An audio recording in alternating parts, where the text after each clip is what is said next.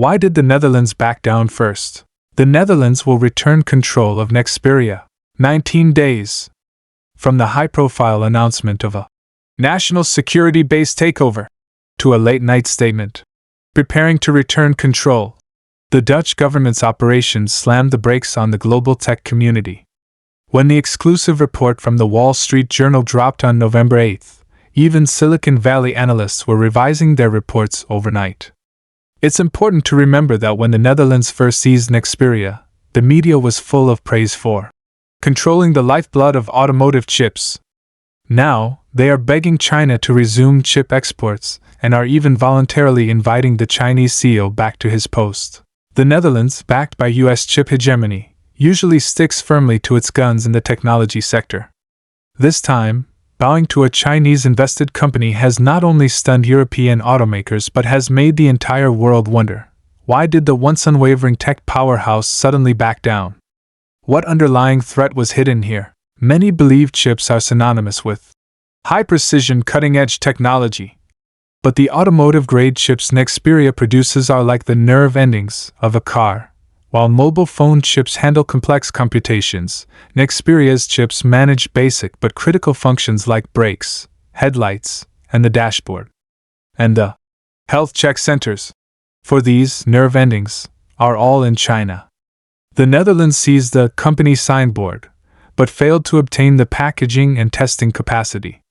It was like stealing a phone without the charger, completely unusable. What's even more revolutionary and shocking to the West is that China, without deploying a single soldier or uttering a harsh word, simply dropped an export control order 48 hours after the Netherlands made its move.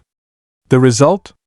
In just 10 days, European and American automakers collectively plunged into a production halt panic, scrambling like ants on a hot pan. The president of Honda North America banged the table in an internal meeting. The Civic production line at the Alliston plant in Canada was immediately halved. The Celaya plant in Mexico completely stopped its 3 shifts, leaving hundreds of workers on half-pay standby. The company officially announced a cut of 110,000 vehicles in North American capacity for the full year, meaning a loss of at least $2 billion and a 15% reduction in annual profit expectations. Germany's Volkswagen fared even worse. Its Q3 financial report was a disaster, showing a net loss of €2.3 billion, its first red entry on the profit statement in 5 years. CEO Oliver Bloom looked grim at the analyst meeting, admitting that the disruption of automotive chip supply directly choked production. Even Mercedes-Benz and Toyota grew worried. Mercedes-Benz compressed SUV production by 30% at its Stuttgart plant, and Toyota's North American spokesperson rushed to clarify that they can hold out for a while. But their tone was full of uncertainty. The most astonishing development was the U.S. Alliance for Automotive Innovation, a coalition of 13 giants, which jointly petitioned the White House. Their message was a plea. The Nexperia chip cutoff has already affected the capacity for 2 million vehicles. If this drags on for another month, 12 U.S. domestic factories will have to shut down, potentially resulting in 300,000 job losses. This was not a ban, but rather China grasping the jugular vein of the global automotive industry. It's not that China cannot live without them, but that they can no longer live without Chinese-made chips. In this confrontation, the Netherlands' hegemonic calculation, America's behind-the-scenes manipulation, and China's precise countermeasures all hold new answers for the global technological landscape. Next, we will thoroughly dissect the ins and outs of this chip war and see how China is rewriting the rules with sheer capability. How the Netherlands' tech hegemony fell into the empty shell trap. No one expected the Dutch government to pull off the absurd act of seizing a company. On September 30th, the US just introduced the 50% penetration rule to include enterprises with over 50% Chinese shareholding in its sanctions. The very next day, the Netherlands invoked the Cold War era Act on the Availability of Goods to freeze the assets of 30 global Nexperia entities and directly sacked the Chinese CEO, Zhang Xuejing. They assumed that by seizing the headquarters, they controlled everything, but they forgot a fatal fact. 70% of Nexperia's capacity is in China. The Dongguan packaging and testing base can process 50 billion chips annually. 7 out of every 10 automotive-grade power chips globally are produced there. What the Dutch headquarters held was nothing more than an empty shell with no production capacity. More ironically, Nexperia was originally a discarded asset of Philips. It was Chinese company Wingji Technology that purchased it for 33.7 billion yen in 2019 when it was near bankruptcy, revitalizing it from the 11th in the industry to the 3rd globally. Now, the Netherlands is trying to pluck the peach. A blatant display of hegemonic thuggery, commentary and analysis. The Netherlands' actions expose the hypocrisy of Western technological hegemony. They preach market freedom, normally, but bare their fangs when Chinese enterprises rise. They mistakenly believe that controlling the headquarters grants control over the entire industrial chain, while being completely ignorant of the core role of made in China. This predatory behavior, which violates commercial contracts, is essentially an act of destruction against the global supply chain.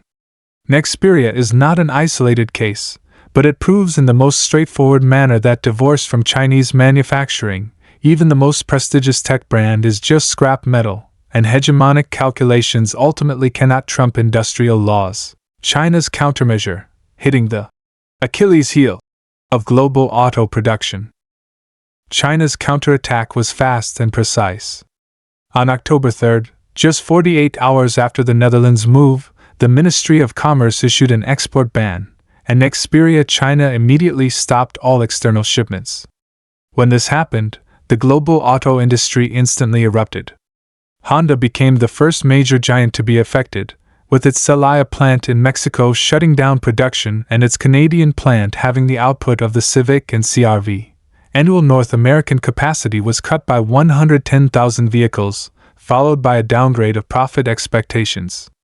European automakers fared even worse. Volkswagen's Q3 report showed its first loss in 5 years. BMW's Munich facility had only enough inventory to last 2 weeks, and Audi directly suspended the production of 2 key models.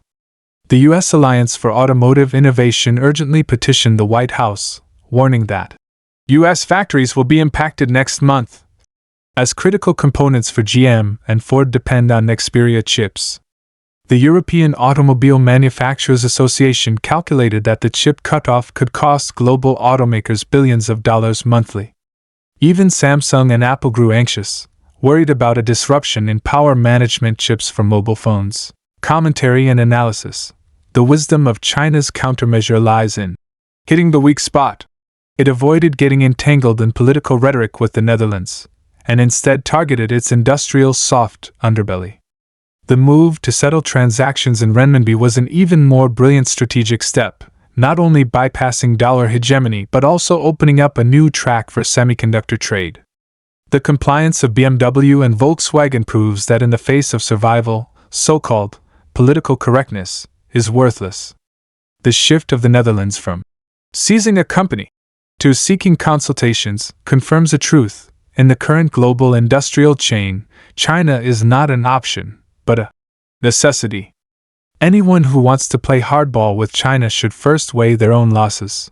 The failure of the U.S. CHIPS Act and the Netherlands' humiliating retreat. Compared to the farce of the U.S. CHIPS Act, the Netherlands' capitulation is more representative. The U.S. invested $52 billion in the Chips and Science Act in 2022, requiring subsidized companies not to expand production in China for 10 years. The result? Intel's Texas plant has not begun production after 3 years of construction. TSMC's Arizona plant is $30 billion over budget, and capacity won't be released until 2026. Meanwhile, in China, Nexperia's Lingang 12-inch production line can produce over 20,000 wafers per month.